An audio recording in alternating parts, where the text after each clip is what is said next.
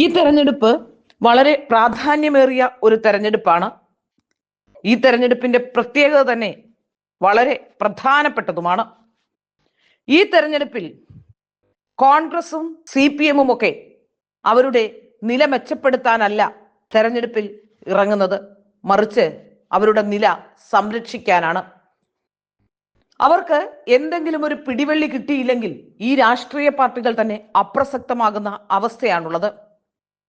CPM-നെ സംബന്ധിച്ചിടത്തോളം ആകെ ഇന്ത്യയിൽ ഭരണമുണ്ടായിരുന്ന, എന്തെങ്കിലും ഒരു സാധ്യത ഉണ്ടായിരുന്ന ഒരേ ഒരു സ്റ്റേറ്റ് കേരളമാണ്. കോൺഗ്രസിനെ സംബന്ധിച്ചാണെങ്കിൽ കഴിഞ്ഞ 10 വർഷമായി പ്രതിപക്ഷത്തിരിക്കുന്ന ഒരു രാഷ്ട്രീയ പാർട്ടി എന്ന രീതിയിൽ 5 വർഷം കൂടി ഭരണമില്ലാതെ വന്നാൽ അണികളുമെല്ലാം മറ്റേതെങ്കിലുമൊക്കെ രാഷ്ട്രീയ പാർട്ടിയിലേക്ക് ചേക്കേറും. തദ്ദേശ തെരഞ്ഞെടുപ്പിൽ UDF-നുണ്ടായ മേൽക്കൈ അത് നിയമസഭാ തെരഞ്ഞെടുപ്പിലും പ്രതിഫലിക്കുമെന്നാണ് ഇപ്പോൾ കോൺഗ്രസിന്റെ ഒരു വിചാരം. വലിയ തട്ടുകേട് ഉണ്ടാവില്ല എന്ന് CPM-ഉം പ്രതീക്ഷിക്കുന്നു.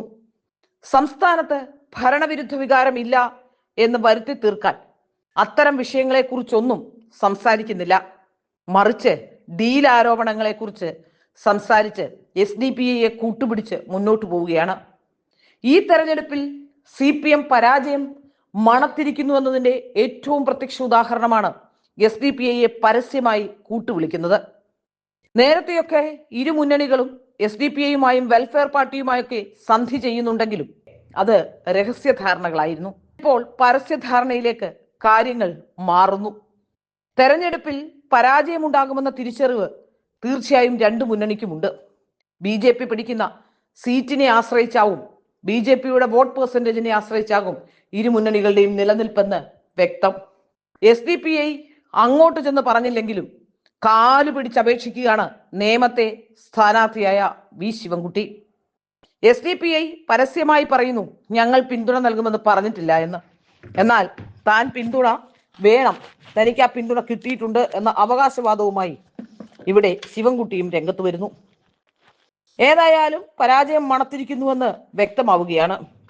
ഏത് കക്ഷികളെ പിടിച്ചാലും, ഏത് തരത്തിലുള്ള തീവ്രവാദ പ്രവർത്തനങ്ങളിൽ ഏർപ്പെട്ടിരിക്കുന്നവരെ പിടിച്ചാലും ഒരു പ്രശ്നവുമില്ല, എങ്ങനെയെങ്കിലും ഭരണം നിലനിർത്തണമെന്ന ഒറ്റ ആവശ്യവും താല്പര്യവും മാത്രമാണ് ഇവർക്ക് മുന്നിലുള്ളത്. SDPI പ്രവർത്തകരെ നന്നാക്കാനാണ് അവരോട് വോട്ട് ചോദിക്കുന്നതെന്ന വിചിത്രവാദവുമായി വന്നിരിക്കുകയാണ് മുതിർന്ന CPM നേതാവ് AK ബാലൻ. SDPI നേതാക്കളോടോ പ്രവർത്തകരോടോ വോട്ട് വേണമെന്ന് പറയില്ല, അവർ നമ്മുടെ മുന്നണിയിൽ ഇല്ലാത്തതിനാൽ അവരെ പ്രതിരോധിക്കേണ്ട കാര്യമില്ല എന്ന വിചിത്രവാദമൊക്കെയാണ് ഇപ്പോൾ AK ബാലൻ നടത്തുന്നത്. CPM SDPI ഡീൽ എന്ന ആരോപണത്തിനിടെയാണ് ബാലന്റെ പ്രതികരണം. വെൽഫെയർ പാർട്ടി UDF-നെ പിന്തുണയ്ക്കുന്നതിനെ കുറിച്ച് വിവാദമുള്ളതിനാലാണ് CPM-നെതിരെ ഇത്തരം വാദമെന്നും ബാലൻ കൂട്ടിച്ചേർത്തു. ഏതായാലും ഇരു മുന്നണികളും SDPI-യും വെൽഫെയർ പാർട്ടിയും ഒക്കെ വലിയ രീതിയിൽ ആലോചിച്ചുകൊണ്ട് കടന്നു പോവുകയാണ്.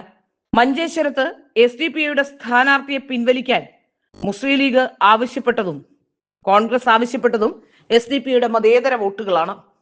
SDPI സ്ഥാനാർത്ഥിയെ നിർത്തുമെന്ന് പറഞ്ഞപ്പോഴേ വലിയ പ്രശ്നമുണ്ടാക്കി ചാടി ഇറങ്ങി പ്രതിരോധിക്കാൻ വന്നു. BJP-യാണ് ശത്രുവെന്നും BJP-ക്കാണ് വർഗീയതയെന്നും പറഞ്ഞു പരത്തി നടന്നിരുന്ന കാലഘട്ടം ഇപ്പോൾ മാറിയിരിക്കുന്നു. സോഷ്യൽ മീഡിയയുടെ വലിയ വരവും അതുപോലെ തന്നെ BJP-യുടെ ഭരണത്തിലുള്ള മികവുമൊക്കെ ജനങ്ങൾ ചർച്ച ചെയ്യുന്നു. ആ ചർച്ച ചെയ്യുന്നതിനിടയിലാണ് ഇത്തരത്തിലുള്ള പ്രശ്നങ്ങൾ ഉണ്ടാവുമ്പോൾ ആരും അത് മൈൻഡ് ചെയ്യുന്നില്ല. BJP-യുടെ ക്രമാനുഗതമായ വളർച്ച ഇരു മുന്നണികളെയും വിറളി പിടിപ്പിച്ചു കഴിഞ്ഞുവെന്ന് വ്യക്തം. തെരഞ്ഞെടുപ്പിന്റെ ചിത്രം വ്യക്തമാകണമെങ്കിൽ അതിന്റെ ഫലം കൂടി വരണം. തെരഞ്ഞെടുപ്പ് ചിത്രം വ്യക്തമാകുമ്പോൾ തീർച്ചയായും BJP വലിയ ശുഭപ്രതീക്ഷയോടെ മുന്നോട്ട് പോകുന്നത് ഇരു മുന്നണികളെയും അങ്കലാപ്പിലാക്കുന്നുണ്ട്.